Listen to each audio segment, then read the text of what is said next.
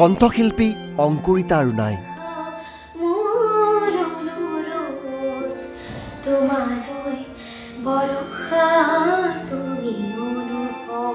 সুললিত কণ্ঠৰ অধিকাৰী আছিল অংকুৰিতা।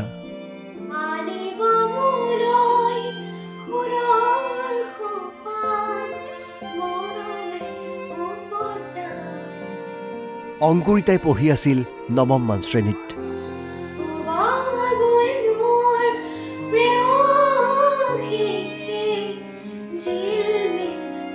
আধৰুৱা সপোনবোৰ বুকুত বান্ধি অংকুৰিতা গ'লগৈ। অস্ত গ'ল এটি সম্ভাৱনাময় প্ৰতিভাৰ। সংগীতৰ জৰিয়তে অজস্ৰজনক আকৰ্ষণ কৰা অংকুৰিতা চিৰদিনৰ বাবে বিদায় ল'লে।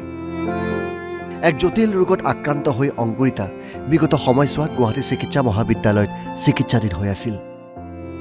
চিকিৎসাধীন অৱস্থাতো অংকুৰিতাৰ কণ্ঠৰে নিগৰিছিল ধুনীয়া ধুনীয়া গান।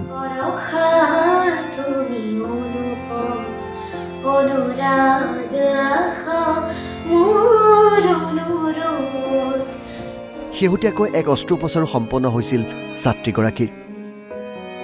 কিন্তু নিয়তিৰ নিষ্ঠুৰ পৰিহাস। সকলোকে কন্দুৱাই গ'লগৈ মহানগৰৰ দতালপাৰাৰ মৰম লগা অংকুৰিতা।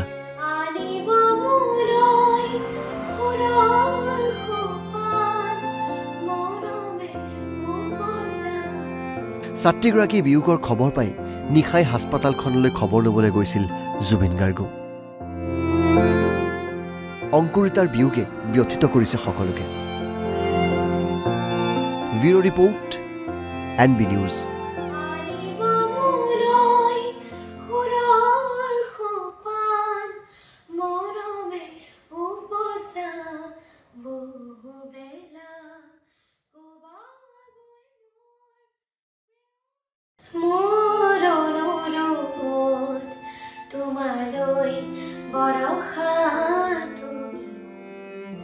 কণ্ঠশিল্পী অংকুৰিতা আৰু নাই।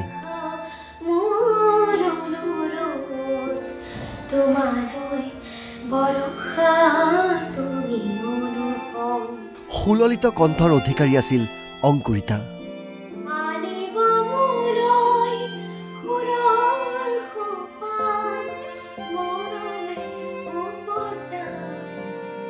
অংকুৰিতাই পঢ়ি আছিল ৯ম মান শ্ৰেণীত।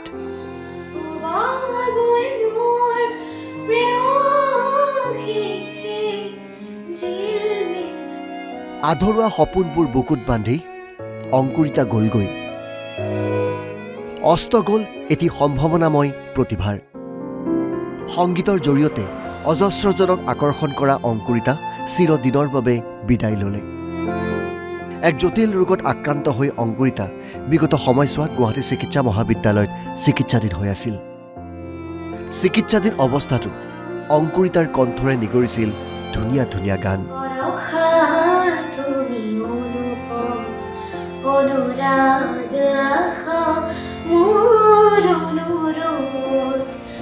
শেহতীয়াকৈ এক অস্ত্ৰোপচাৰো সম্পন্ন হৈছিল ছাত্ৰীগৰাকীৰ। কিন্তু নিয়তিৰ নিষ্ঠুৰ পৰিহাস। সকলোকে কন্দুৱাই গ'লগৈ মহানগৰৰ দতালপাৰাৰ মৰম লগা অংকুৰিতা।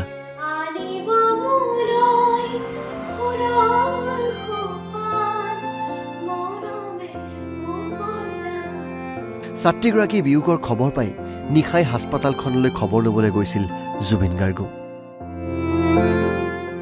অংকুৰিতাৰ বিয়োগে ব্যথিত কৰিছে সকলোকে। Bureau report NB news.